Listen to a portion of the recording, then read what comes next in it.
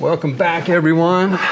Big morning, camera release day. I've got the fire going again here. So I thought, since I put out a video last week about the rumored speculation of the Canon R5C announcement, and since they announced it this morning, I thought I would just come back on here and give you my feelings, since it's, as I mentioned in that video, it's definitely a camera that's on my radar that I feel like could potentially fit into my kit going forward to solve some issues that I might have when it comes to capturing video with the R5s that I currently take on my jobs. And I also have the Canon C70, which is my only cinema camera, because I am a stills first photographer, so I weigh everything more in the stills realm of things. And then with this announcement, or before this announcement, I felt like this camera, the R5C, could potentially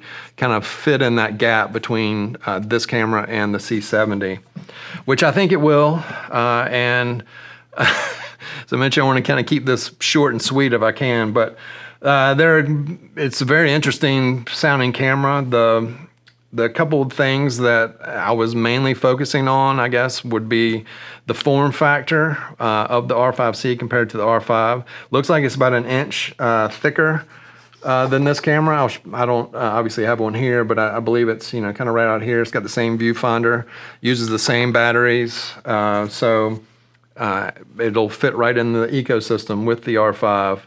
The price, I believe it's like $600 more than this camera, so that was nothing really shocking. I think it kind of fits right in there. So with those two elements within the realm of kind of what I thought they, where I was hoping they would be, I think by those two criteria, I think the camera will work for what I want it to work for. But let's talk about some of the surprises maybe that as we mentioned, we knew Canon was not going to give us everything in this camera, and they didn't.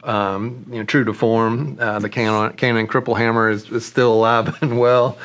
And so let's kind of run through those real quick, because this obviously, it plays into the decision making. This is obviously a fairly large investment. I think it's what, $4,400, but then you add tax onto it and everything. And you're getting close to $5,000 for a camera that might be a special use type thing. So it's nothing to sneeze at. And looking at how they've set it up compared to this camera. So this camera, those of you who have this camera, the R6, when you switch it over to video, it's pretty seamless. You've got basically the same menu system, real easy going back and forth. The R5C is going to be much more like switching from this camera to something like the C70, the menu system. It goes from a stills setup to a cinema type setup. So there's going to be a learning curve there for those of us who are more stills based.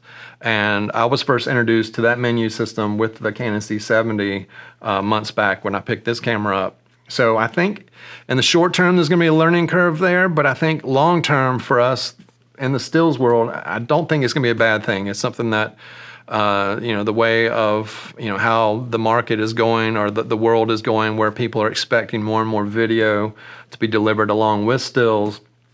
I think it behooves us to, dip our toes into that realm if we haven't already. Learn that menu system, learn all the different ins and outs, like your waveforms, your zebras, your false color, all kinds of different ways to make sure your exposure is in the right realm, which are different than how we operate in the stills world. So that's a big difference there.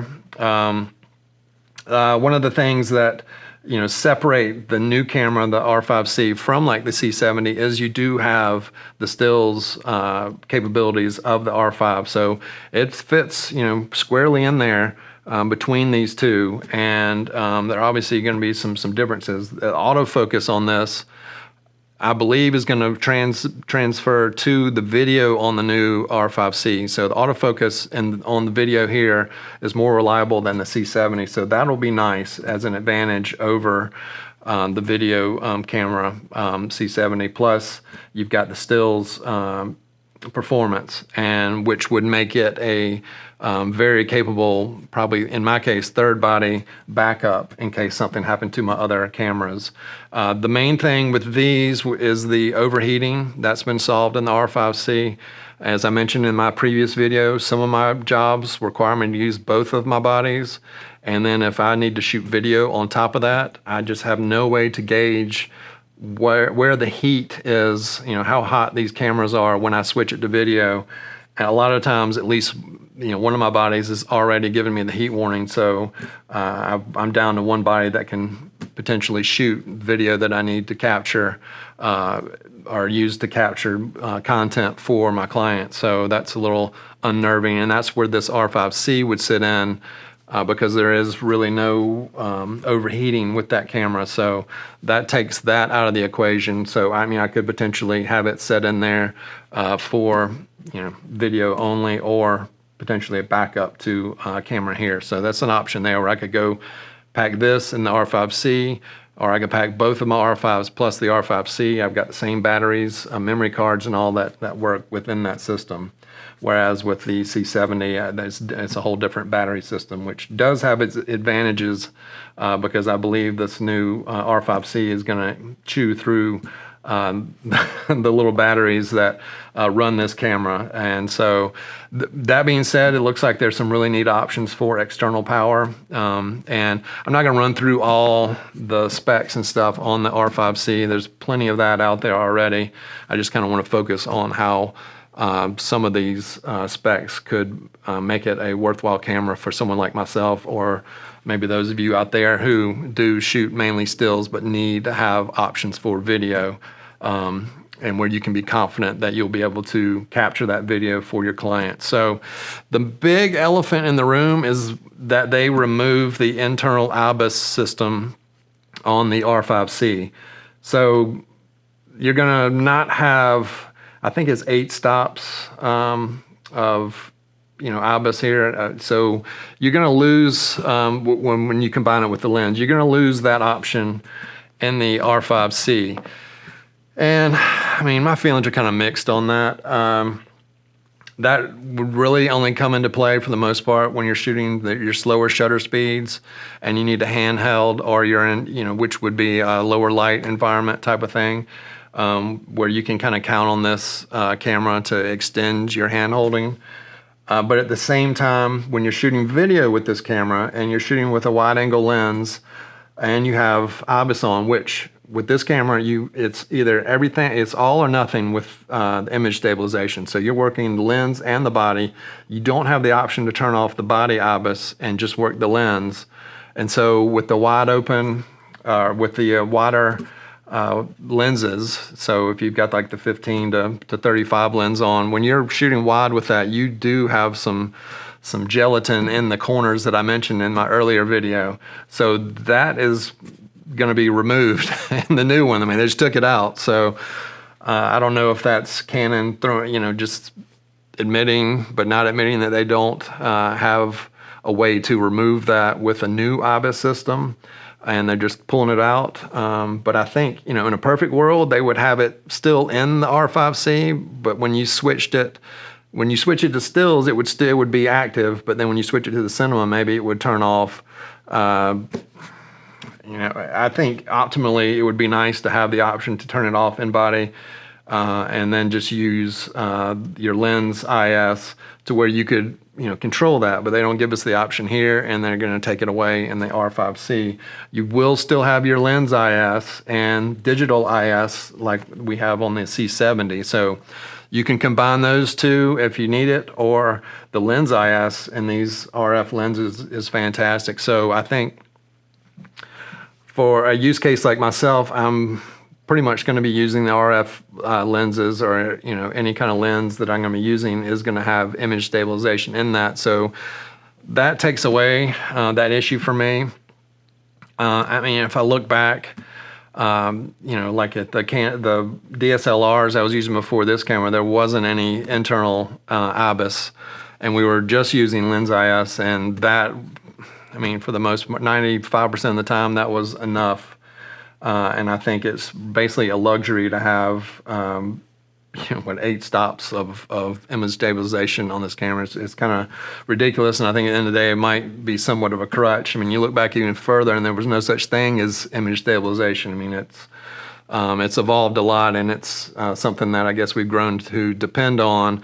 But I think in shooting video, the lens IS should be probably enough, but then when you switch to, you're losing that when you switch it over to the stills. So it is what it is. I don't think it's, in the perfect world, you would have those options to turn it on and off, but it's not going to be there. So that is that is one thing that Canon is hit with that hammer, I guess you could say. Another thing is the internal NDs, which I knew would be a total luxury that you have with a camera like the C70. It's not going to be in the R5C, so we will be reliant on the neutral density filters, variable filters that you put on the end of your lens. So in a perfect world, that camera would have both of those items, but it's not going to have it. I think if it had both those items, then you would start infringing on their other cinema line cameras, and they're not going to let that happen. So we knew that was going to be the case, and so it is what it is. But I do think, I have pre-ordered it, and so I do think it'll be a worthy addition to my kit, just for the convenience factor of being in the same type of ecosystem as I mentioned before, and will give me peace of mind when I need to have a camera set for video, that I'm not going to have to worry about any of the overheating issues that I could come up with this camera here. So it's kind of disappointing on some aspects, like they kept the micro HDMI, which this camera has. So if you're going to be hooking it up to a monitor, you can use the same cable with this camera as you would the R5C. So I guess that's one way to look at it, as a glass half full. But that is just another kind of thing that was maybe overlooked, I guess. I'm sure it wasn't overlooked, but it wasn't considered for the R5C. So even with those drawbacks, I think it's going to have a place in my kit. I've got one, as I mentioned, got it on order. And once it comes in, maybe we'll take a look at it then. So I want to kind of keep this short and sweet, not take advantage of any of y'all's time. Appreciate y'all being here. Please give this a thumbs up if you found it worthwhile. Drop your comments, questions, anything, thoughts down below. I enjoy conversations that we can start down there. Feel free to subscribe if you want to see more content like this. And I'm working on 2 behind the scenes videos currently right now, and hopefully we'll have those out here in the near future. And you can also find me on social media at QuantsPhoto on Instagram and Twitter. And y'all stay safe and healthy out there, and I hope to be here again soon in the next one.